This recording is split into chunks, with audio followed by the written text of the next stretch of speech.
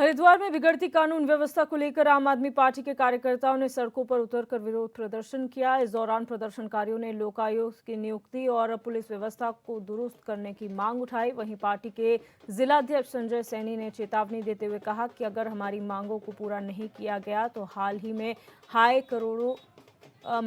हुई करोड़ों की लूट की घटना का जल्द खुलासा नहीं हुआ तो हम भूख हड़ताल और अनशन करने पर मजबूर होंगे। लगातार शहर में कानून व्यवस्था बिगड़ रही है। रोज अपराध हो रहे हैं। 1 तारीख को शहर के बीचों बीच रानीपुर मोड़ पे जो अपना पौष इलाका है और जहां से मात्र 200 मीटर की दूरी पर पुलिस पिकेट है, वहां पे बिना कोई मास्क लगाए डकैतों ने खुलेआम डकैती डाली है। उनके हौसले इतने बुलंद थे कि किसी भी तरह का उन्होंने मास्क वगैरह नहीं लगा रखा था। हरिद्वार की पुलिस का बिल्कुल भी उनको खौफ नहीं था और उसके 2 दिन पश्चात फिर जो है अवधूत मंडल के सामने मॉर्निंग वॉक के समय एक हमारी बहन की गले से खुलेआम जो है हथियार दिखा के चैन छीनी गई। तो इन सबसे बिल्कुल क्लियर है कि शहर में कानून व्यवस्था बिल्कुल बिगड़ी हुई है। अपराधियों के और डकैतों के हौसले पूरे बुलंद हैं। व्यापारियों में काफी रोष है, जनता में काफी रोष है और जो हमारी बहनें महिलाएं वो अपने आप को काफी असुरक्षित महसूस। उत्तराखंड कांग्रेस ने केदारनाथ प्रतिष्ठा रक्षा यात्रा के दूसरे चरण के लिए सभी तैयारियां पूरी कर ली हैं। कांग्रेस प्रदेश संगठन उपाध्यक्ष मथुरा दत्त जोशी ने बताया कि कांग्रेस आगामी 11 सितंबर से प्रदेश कांग्रेस अध्यक्ष करण मारा के नेतृत्व में यात्रा के दूसरे चरण का आयोजन करने जा रही है। उन्होंने बताया कि केदारनाथ ज्योतिर्लिंग के साथ छेड़छाड़ करते हुए नई दिल्ली में केदारनाथ शिला ले जाकर सदियों पुरानी वैदिक और सनातनी परंपराओं को तोड़ते हुए मंदिर के नाम पर मुख्यमंत्री की उपस्थिति में ज्योतिर्लिंग की स्थापना कर समस्त हिंदुओं की धार्मिक भावनाओं के साथ खिलवाड़ किया गया, जिसके विरोध में कांग्रेस ये यात्रा निकाल रही है। रक्षा प्रतिष्ठा रक्षा यात्रा 11 तारीख से पुनः प्रारंभ होगी, जहां पर हमने यात्रा छोड़ी थी सीतापुर में और वहां से गौरीकुंड तक जाएगी। गौरीकुंड से फिर पैदल हम केदारनाथ जाएंगे। 12 तारीख को प्रातः हम गौरीकुंड से केदारनाथ के लिए प्रस्थान करेंगे। रात्रि विश्राम केदारनाथ में करेंगे। 13 तारीख को माननीय अध्यक्ष जी के नेतृत्व में कांग्रेस के कार्यकर्ता विश्व के कल्याण के लिए, भारत की प्रगति के लिए, उत्तराखंड की समृद्धि के लिए और भाजपा को सद्बुद्धि दिलाने के लिए बाबा केदार पर जलाभिषेक करेंगे, शिवालय पे जलाभिषेक करेंगे और सबके सुख शांति की प्रार्थना करेंगे। राजधानी देहरादून में विश्वकर्मा दिवस पर बिहारी महासभा सांस्कृतिक कार्यक्रम का आयोजन करने जा रहा है। 17 सितंबर को देहरादून के बन्नू स्कूल के ग्राउंड में कार्यक्रम का आयोजन होगा। सुबह के समय विश्वकर्मा भगवान की पूजा अर्चना से कार्यक्रम की शुरुआत होगी और शाम को सांस्कृतिक कार्यक्रम होंगे। कार्यक्रम में मुख्य अतिथि के तौर पर सीएम धामी समेत कैबिनेट मंत्री शामिल होंगे। इसके साथ ही शासन के वरिष्ठ आईएएस अधिकारियों को भी निमंत्रण भेजा गया है।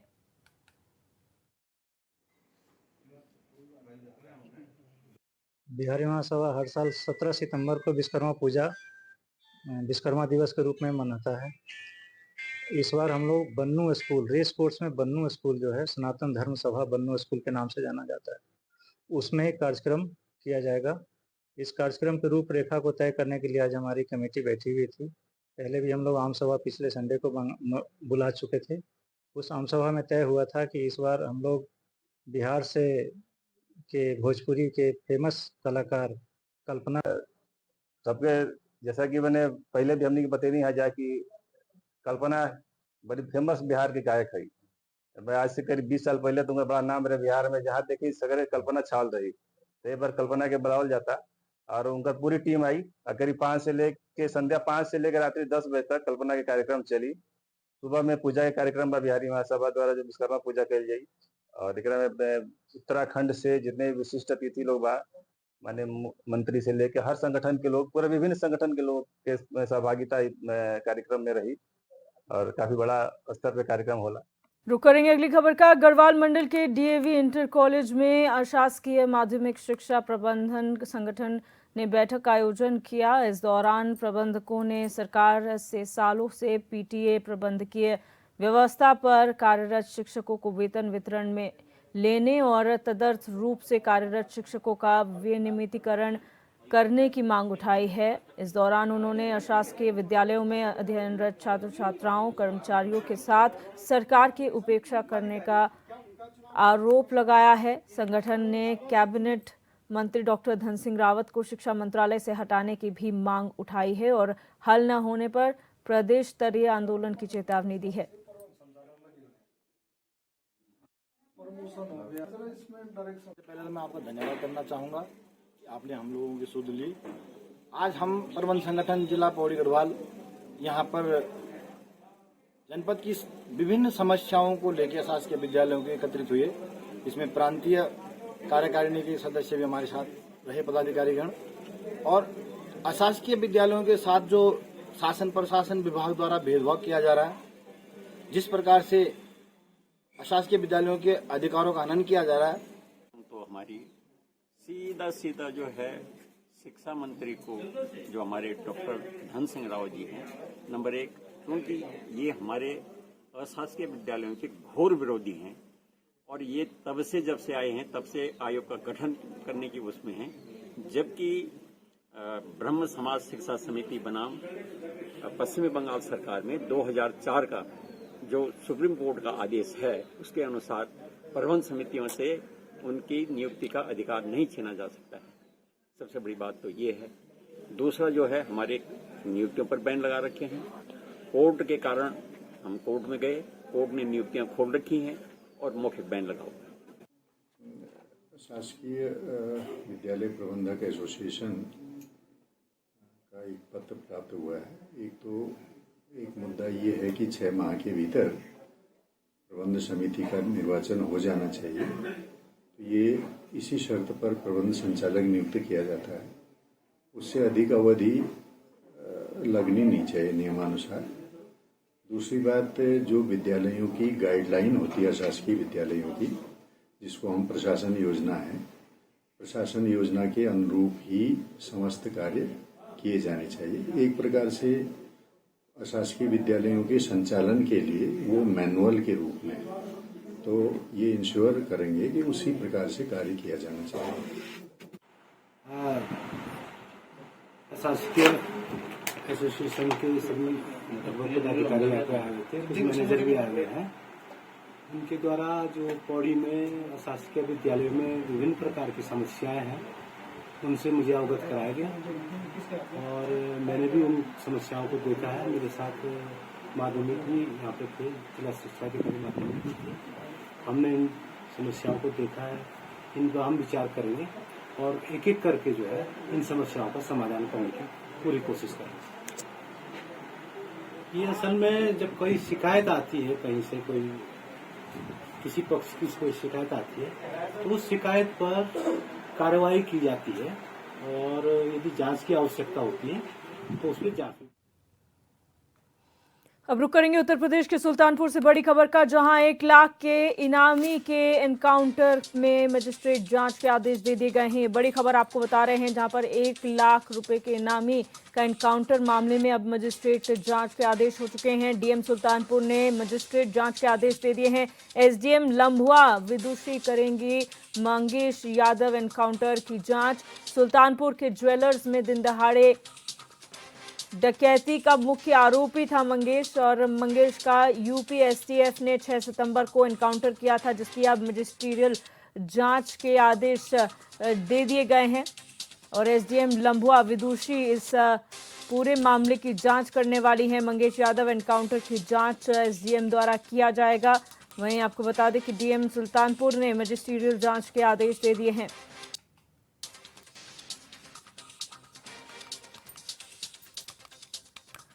मत्स्य मंत्री डॉक्टर संजय निषाद कानपुर देहात के 1 दिवसीय दौरे पर पहुंचे। इस दौरान उन्होंने सर्किट हाउस सभागार में मत्स्य विभाग कार्यों के संबंध में समीक्षा बैठक की। साथ ही पार्टी पदाधिकारियों के साथ बैठक कर उनकी समस्याओं को भी जाना। साथ ही जनता दरबार लगाकर लोगों की समस्याओं को सुना।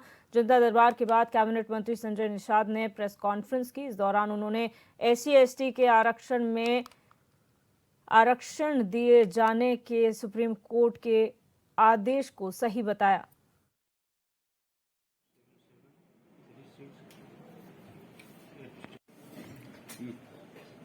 जुड़े लोग हैं, ये जुड़े लोग थे, अब बिछड़े लोग हैं।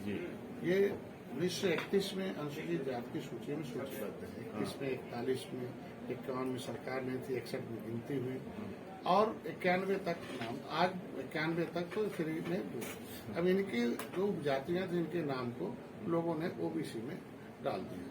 नतीजा ओबीसी में डालने के बाद इनको कह दिया कि तुम अनुसूचित नहीं हो, ओबीसी हो, क्योंकि स्टेट गवर्नमेंट ही ओबीसी के बारे में जानती, जो है वही जो कहेगी सही होगा।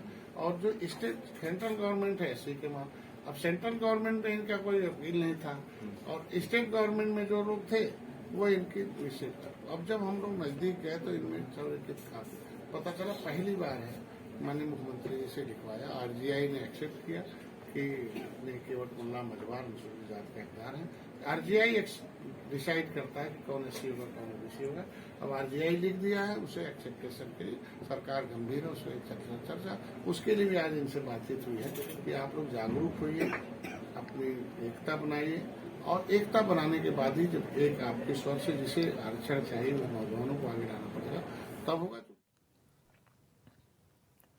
कन्नौज में टीबी उन्मूलन कार्यक्रम के तहत स्वास्थ्य विभाग 9 से 20 सितंबर तक अभियान चलाएगा, जिसके तहत घर घर जाकर टीबी के मरीज खोजे जाएंगे। एक्टिव केस फाइंडिंग प्रोग्राम के तहत ये सर्वे किया जाएगा। जिले के 4.25 लाख से ज्यादा टीबी मरीजों को चिन्हित किया जाएगा।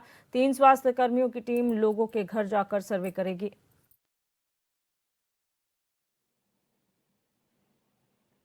वार्ता मुख्य चिकित्सा अधिकारी कार्यालय में मुख्य चिकित्सा अधिकारी के दिशा निर्देश और राज्य सरकार के दिशा निर्देश के क्रम में जो की गई है, उसका उद्देश्य ये है कि जैसे कि आपको पता है हम लोगों को कि इस समय भारत सरकार की सर्वोच्च प्राथमिकता के कार्यक्रम में टीबी उन्मूलन कार्यक्रम चल रहा है। माननीय प्रधानमंत्री जी द्वारा सन 2025 तक हम लोग को लक्ष्य दिया गया है कि भारत में टीबी राष्ट्रीय क्षय रोग उन्मूलन कार्यक्रम चलाया जाएगा। इसी के अंतर्गत एक राज्य सरकार के दिशा निर्देश के क्रम में एक क्षय रोग ACF programme, active case finding programme किया जा रहा है।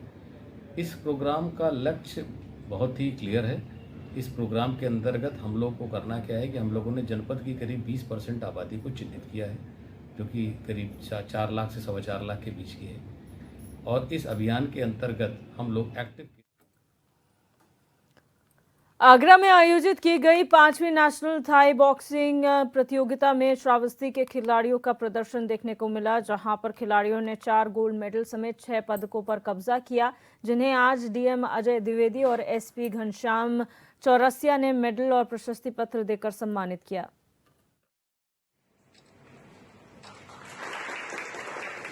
जो जनपद श्रावस्ती के बच्चे हैं उनमें जो टैलेंट है उनको लेकर के उनको सरकारी सेवाओं में और खासकर पुलिस डिपार्टमेंट में पुलिस के भर्ती में कोटा है, जो राष्ट्रीय अंतर्राष्ट्रीय स्तर के प्रतियोगिताओं में भाग लेते हैं और सफल होते हैं, उनके लिए 2% का कोटा है।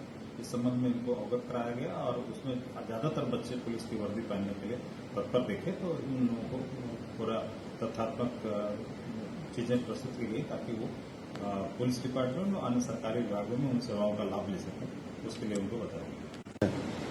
इसमें हमारे जनपद श्रावस्ती के बच्चों ने जो थाई बॉक्सिंग में नेशनल चैंपियनशिप में 4 बच्चों ने गोल्ड जीता है और 2 बच्चों ने सिल्वर जीता है। ये पूरे जनपद के लिए गौरव की बात है। ये जानते हुए कि जनपद विकास के दृष्टिकोण से पिछड़ा हुआ आकांक्षी जनपद है और ऐसी स्थितियों में राष्ट्रीय स्तर पर पदक जीतना जनपद के लिए गौरव की बात है। इस कार्यक्रम का मुख्य उद्देश्य ये था कि इस प्रकार के जो टैलेंटेड बच्चे हैं उनको मोटिवेट किया जाए और ताकि जो और बच्चे हैं जनपद के वो आगे बढ़ें, खेल के दिशा में अच्छा करने का प्रयास करें। और ये भी प्रयास है कि जो टैलेंटेड बच्चे हैं अगर उनको और सुविधाओं की जरूरत है, कोई कमी है तो उसको पूरा किया जाए ताकि इनका जो टैलेंट है उसको पूरा अवसर मिले। कन्नौज के इंदरगढ़ थाना क्षेत्र में एक 90 वर्ष की मानसिक रूप से बीमार बुजुर्ग के साथ भिखारी युवक ने बाग में दुष्कर्म किया, जिसके बाद ग्रामीणों ने आरोपी को रंगे हाथों पकड़ लिया और उसकी जमकर पिटाई कर दी। वहीं पुलिस ने बुजुर्ग की बहू की तहरीर पर आरोपी के खिलाफ मुकदमा दर्ज कर लिया है और आगे की कार्रवाई शुरू कर दी है।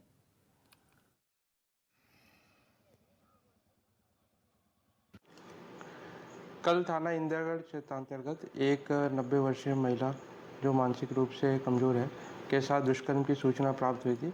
इसमें तत्काल थाना इंदिरागढ़ में मुकदमा पंजीकृत कर अभियुक्त को गिरफ्तार कर लिया गया है और विधिक कार्रवाई की जाएगी। मुजफ्फरनगर के शहर कोतवाली में पुलिस मालखाने से 1000 से ज्यादा सरकारी कारतूस गायब हो गए। मामले का संज्ञान लेते हुए एसएसपी अभिषेक सिंह ने जांच के लिए टीम गठित कर दी है। जांच के दौरान पता चला कि साल 1981 से 2020 के बीच कारतूस लगातार कम होते रहे और किसी को भनक तक नहीं लगी। मामले में रिटायर्ड हेड मुहर्रिर सुरेश गिरी, सतपाल सिंह और बलजोर के खिलाफ मुकदमा दर्ज किया गया है।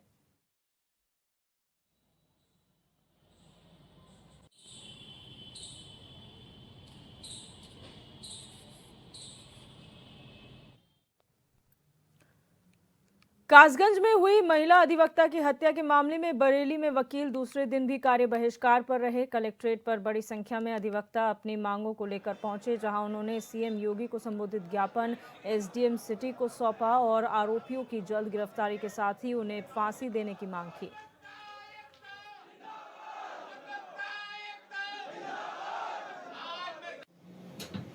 कुछ दिनों पूर्व हमारी एक महिला साथी अधिवक्ता जो कासगंज में प्रैक्टिस करती थी, मोहिनी सिंह तोमर, उनकी हत्या हो गई थी और उनके जो लाश या डेड बॉडी जो है वो जहाँ से उनका अपहरण किया गया था वहीं के 5 किलोमीटर के एरिया में मिली थी। इससे महिला अधिवक्ताओं में सुरक्षा की भावना घर कर गई है। साथ ही हम लोगों ने ये भी अनुरोध किया है कि जो उस हत्या में लोग शामिल हैं या उनकी हत्या के षड्यंत्र में जो लोग शामिल हैं उनकी शीघ्र गिरफ्तारी हो और इसके अतिरिक्त इस सारे प्रकरण की सीबीआई जांच भी हो। इसी संबंध में हमने माननीय मुख्यमंत्री महोदय को जिलाधिकारी महोदय के माध्यम से एक ज्ञापन प्रेषित किया। अब रुक करेंगे रामपुर से खबर का, जहां जिले के इसवार थाना क्षेत्र में कई दिन पहले गायब हुई नाबालिग लड़की को पुलिस ने आज बरामद कर लिया है। बता दें कि एक नर्सिंग होम संचालक पर नाबालिग लड़की के अपहरण का आरोप लगा है। पिता की तहरीर के आधार पर पुलिस ने एफआईआर दर्ज कर मामले की जांच पड़ताल शुरू कर दी है। इन आरोपों की जांच और घटना की पूरी जानकारी करने के लिए खुद पुलिस अधीक्षक कोतवाली इसवार पहुंचे और घटना की पूरी जानकारी ली। वहीं पुलिस अधीक्षक ने बताया कि आरोपी नर्सिंग होम का संचालक है और उसके नर्सिंग होम के बारे में जांच कराई जाएगी और मामले की जांच अभी जारी है।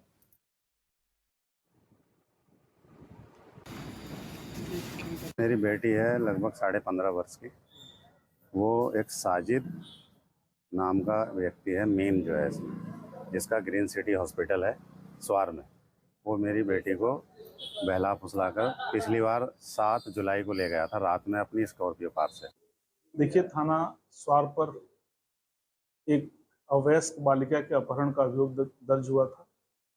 अभियोग दर्ज किए जाने के पश्चात प्रभारी निरीक्षक स्वार की टीम द्वारा आज नाबालिग बच्ची को मय वाहन बरामद किया गया है। बालिका के बयान अंकित किए गए हैं, मेडिकल कराया जा रहा है और मेडिकल के उपरांत माननीय न्यायालय में उसे प्रस्तुत किया जाएगा। विवेचना प्रचलित है। और इसमें बताया जा रहा है कि एक आरोपी ऐसे हैं जो नर्सिंग होम संचालक। हाँ, बयान में यह तथ्य प्रकाश में आया है और एफआईआर में भी था कि एक आरोपी इसमें नर्सिंग होम संचालक है। वहीं सिद्धार्थनगर के भगवानपुर ब्लॉक माफ कीजिएगा भनवापुर ब्लॉक स्थित एक स्कूल में विभागीय जांच के दौरान 8 शिक्षकों के फर्जी दस्तावेज के सहारे नौकरी पाने का मामला सामने आया है। विभागीय जांच में जब मामला सामने आया तो सभी 8 शिक्षक स्कूल छोड़कर फरार हो गए। बेसिक शिक्षा अधिकारी ने कहा कि आरोपी शिक्षकों के खिलाफ तहरीर देकर मुकदमा दर्ज कराया गया है। उन्होंने बताया कि खंड शिक्षा अधिकारी ने ना तो सूची से मिलान किया और ना ही ओरिजिनल डॉक्यूमेंट से शिक्षकों के डॉक्यूमेंट्स का मिलान किया। इस लापरवाही के चलते खंड शिक्षा अधिकारी के ऊपर भी कार्रवाई की जाएगी। तो 36 के अलावा 8 और शिक्षक ऐसे हैं जो जिनको ना तो जिनकी काउंसलिंग हुई थी, ना जिनकी नियुक्ति हुई थी, ना उनको नियुक्ति पत्र जारी किया गया था, लेकिन जाकर के वो विद्यालय में सीधे ज्वाइन कर लिए। तो निश्चित रूप से कहीं ना कहीं खंड शिक्षा अधिकारी की लापरवाही है। उनको सूची से मिलान करना चाहिए था, उसके बाद ज्वाइन करना चाहिए था। प्रकरण संज्ञान में आया।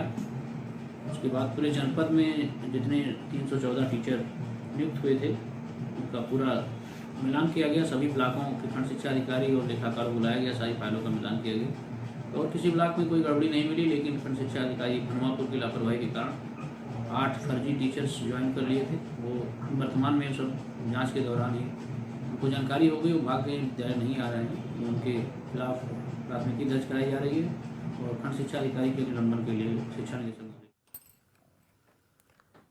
उन्नाव के जिला अस्पताल और सीएचसी पीएचसी में सुरक्षा व्यवस्था को मजबूती देने के लिए रिटायर्ड फौजियों को तैनात किया गया है। पूर्व सैनिक प्रकोष्ठ ने जिला अस्पताल में 28 सुरक्षा गार्ड मुहैया कराए हैं, जिनमें से 14 महिला गार्ड और 7 पुरुष गार्ड अस्पताल में तैनात किए गए हैं। पूर्व सैनिक प्रकोष्ठ का कहना है कि जल्द ही शेष 7 गार्ड भी तैनात किए जाएंगे। गार्डों की ये तैनाती अस्पताल के इमरजेंसी ओपीडी और वार्ड के बाहर की गई है, जिससे मरीजों और डॉक्टरों की सुरक्षा सुनिश्चित की जा सके। ये अभी जो गार्ड आए हैं अभी पूरे नहीं हैं। अभी हमें 7 गार्ड मिले सैनिक कल्याण समिति से, जबकि अंक इससे दोगुना है। फिलहाल के लिए इनको emergency management, ward management, morning और रात्रि में के लिए लगाया गया, सुरक्षा व्यवस्था वगैरह देखने के लिए। कितने बजे से कितने बजे तक ये सेवा देंगे? मॉर्निंग वाले 8 बजे से 2 बजे दिन तक, रात वाले 8 बजे रात से 8 बजे। इटावा में 2015 के अपहरण कर हत्या के मामले में बीजेपी के पूर्व जिला अध्यक्ष समेत 2 को आजीवन कारावास की सजा मिली है। आपको बता दें कि बीजेपी के पूर्व जिलाध्यक्ष ने अपने साथी के साथ वर्चस्व बनाने के लिए पड़ोसी युवक का अपहरण कर हत्या की वारदात को अंजाम दिया था और पड़ोसी युवक के शव को नदी में बहा दिया था और 9 साल बाद इंसाफ मिलने के बाद परिवार को राहत मिली है।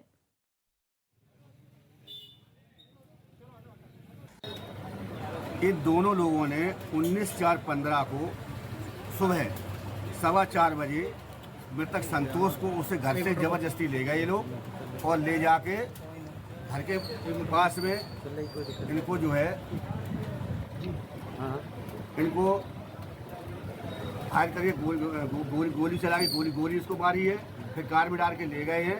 ले जाने के बाद इसकी डेड बॉडी दूसरे दिन मिली है क्वाई नदी के पास में। वहाँ से दूसरे दिन के भाई ने अखबार में जब पढ़ा कि डेड बॉडी मिली राजीव ने, तो राजीव वहाँ जाके शनाख्त की। शनाख्त के बाद पुलिस ने 95 पोस्टमार्टम कराया। इसके पिता मोहर सिंह ने, मतलब के पिता मोहर सिंह ने थाने में FIR कराई कोतवाली में। उसके बाद पुलिस ने इनको ये हाजिर हुए। पुलिस ने इनके खिलाफ चार्जशीट न्यायालय में दाखिल की। चार्जशीट दाखिल होने वाले। अब रुक करेंगे शामली से खबर का, जहां शुक्रवार सुबह हुई एक निजी फाइनेंस कंपनी के ऑफिस से 4 लाख की लूट का पुलिस ने खुलासा कर दिया है। पुलिस ने कंपनी के अकाउंटेंट के भाई समेत 3 शातिर लुटेरों को गिरफ्तार कर लिया है और पुलिस ने आरोपी से लूटी गई राशि भी बरामद कर ली है। ये पूरी वारदात फाइनेंस कंपनी के अकाउंटेंट ने ही कराई थी। फिलहाल पुलिस फरार चल रहे अकाउंटेंट की तलाश कर रही है। पूरा मामला सदर कोतवाली क्षेत्र के झिंझाना रोड का है।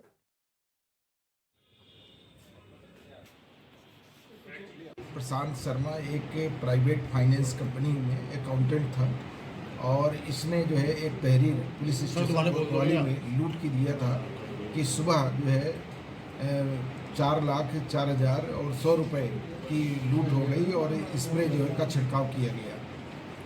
इस केस के अनावरण हेतु टीम का गठन किया गया और टीम ने बहुत ही कम समय में जो है सफलता अर्जित की और 3 अभियुक्तों को इसमें गिरफ्तार किया है, जिसमें एक अभियुक्त जो है अकाउंटेंट का सगा भाई है और दो अभियुक्त सन्नी और नितिन हैं, जो भी एक नितिन जो है कांधला क्षेत्र का रहने वाला है और सन्नी कोतवाली क्षेत्र का ही है। तीनों को ने अपना जुर्म कबूल किया है और ये बताए हैं कि ये जो अकाउंटेंट है ये अपना विदेश जाना चाहता था और इसकी लिप्सा थी और इसी ने ये षड्यंत्र रचित करके इन तीनों से लूट की घटना कारित। बदायूं के सहसवान थाना क्षेत्र में किशोरी के साथ दुष्कर्म की वारदात सामने आई है, जहां आरोपी बेला फुसलाकर किशोरी को खेत में ले गया और वहां दुष्कर्म की वारदात को अंजाम देकर फरार हो गया। पीड़ित नाबालिग ने घर पहुंचते ही अपनी मां को घटना के बारे में बताया, जिसके बाद महिला ने तुरंत कोतवाली पहुंचकर आरोपी के खिलाफ तहरीर देकर कार्रवाई की मांग की है। तहरीर मिलने के बाद पुलिस ने मामले की जाँच पड़ताल शुरू कर दी है। पूरा क्या मामला है ये? मामला ये है कि मेरे रास्ते में जा रही थी जी। हाँ, रास्ते में जा रही थी, रास्ते में ऐसे खींच के ले गई। एक लड़का खींच के ले गया, 2 लड़के साथ। अच्छा, ये 3 लोग थे साथ में? हाँ, 3। अच्छा, फिर आपने क्या किया आगे? आगे की किया, हम हमारे घर पे को लड़की आई रोती हुई। हमने क्या, किसी से लड़ाई हो गई, क्या हुआ, किसी ने मारा है तो कि ना मुझको मारा किसी ने नहीं है, ऐसे ऐसे मुझे बबलू खींच के ले गया और उसके साथ 2 लोग और थे। तो लड़की को से पूछ के हम हाथरस जिले में NH 93 पर एक रोडवेज बस और टाटा मैजिक में भीषण टक्कर हो गई। हादसे में मैक्स गाड़ी सवार 4 बच्चों समेत 12 लोगों की मौके पर ही मौत हो गई, जबकि 16 लोग घायल हुए हैं, जिनमें से 4 लोगों की हालत को गंभीर देखते हुए उन्हें जिला अस्पताल से अलीगढ़ रेफर कर दिया गया है। वहीं DM और SP समेत पुलिस अधिकारी घायलों को देखने अस्पताल पहुंचे, जहां DM आशीष कुमार ने बताया कि ओवरटेकिंग करने की वजह से यह हादसा हुआ है।